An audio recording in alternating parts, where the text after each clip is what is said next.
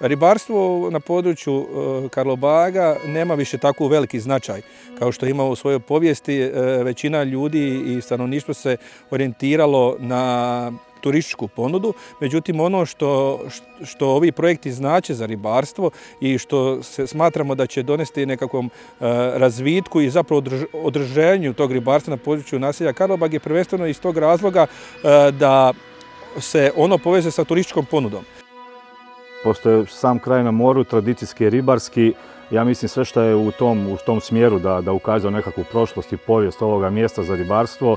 Šetnica koja je prelijepa uz more, mislim da se to usko nadovezuje na ribarstvo. Nisam rođen, ali već živim tu dugo godina. Nitko u mojoj obitelji se ne bavi ribarstvom, ali evo meni je to ljubav iz mladih dana, pa eto, ostvario sam si tu želju i tako da sam u tome poslu i jako sam zadovoljan s tim.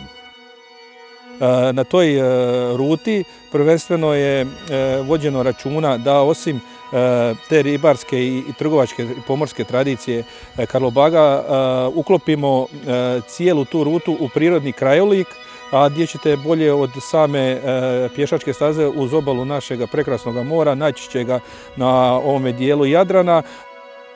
Pa ja mislim da budućnost ima ako se nastavi u ovom smjeru. Znam da će se neke stvari tu i pooštriti i što se tiče zakona i toga, ali mislim da tu budućnost ima. Mislim da budućnost ima možda i kroz nekakav uzgoj ribe i mislim da, pa dosta se i mladih, ja mislim, u ovom kraju bavi. Mislim u potezu od Senja do Karlobaga, i dalje ima dosta ljudi koji se time bave, ja mislim da je to budućnost. Ribe će biti uvijek, samo treba pametno s time raditi poticajno i ljude poticati, ja mislim da tu nema problema.